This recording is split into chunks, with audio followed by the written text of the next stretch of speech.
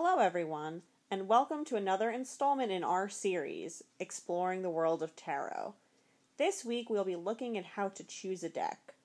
As you can see, we have quite the assortment between the two of us, but you don't need to have this many decks to read tarot.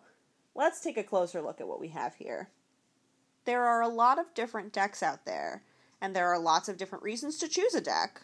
Some are tied into stories or people we already know and love, while others have symbolism that really speaks to us. Sometimes you find the creator first, and sometimes the art style jumps right out at you.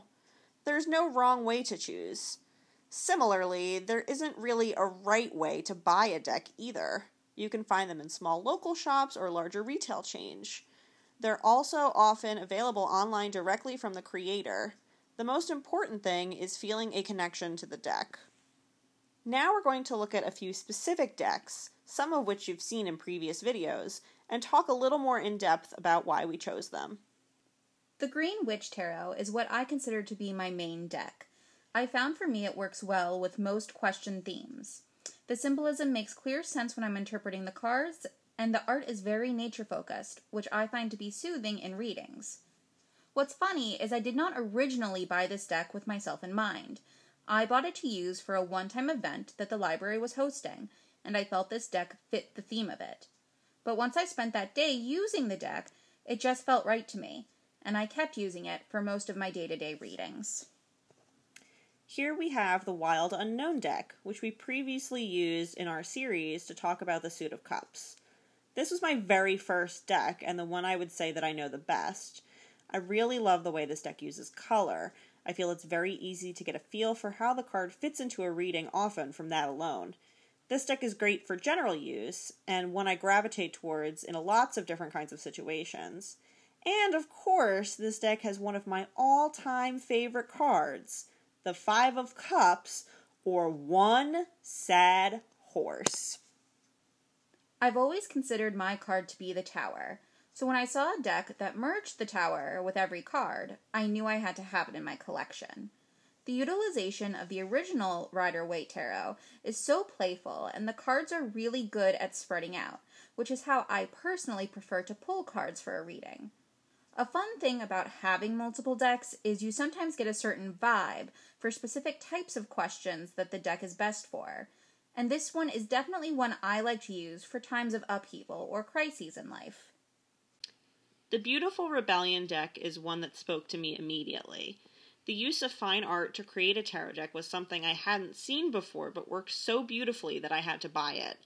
The kinds of imagery art evokes matching so neatly with the meanings of the cards is still amazing to see, no matter how many times I use this deck. Like here, in the Nine of Swords, you can see the figure in bed sitting up in the middle of the night, absolutely reeling from a nightmare. Or here, with the Five of Cups, the woman in the painting is doing her very best sad horse. Cosmic Cycles is a deck that I bought directly from the creators. What pulled me into this one was the way the cards use the same set of characters across the entire deck to have a bit of an overarching story happening. I felt super drawn to the cute artwork, and in the previews I really connected with the symbolism that the creators chose in expressing each of the cards' meanings. The influence of the Angels deck blends art, history, and religious iconography to deliver the meanings of the cards, and in my opinion does so with a lot of clarity. I was immediately drawn to this deck because of the images used, and the guidebook included is one of the better ones I've come across, going into enormous amounts of detail about specific objects and angels portrayed, as well as the meaning of the card. This deck works especially well with one of my friends in particular, and you may find that that is the case if you regularly work with multiple decks.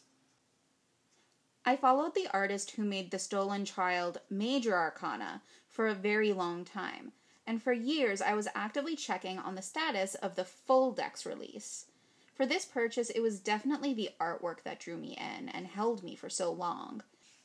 The theme of the deck, which is Fae-related, wasn't one I'd really bought before, but the art connected with me in a way that made me know I'd be grabbing this tarot set as soon as it was released.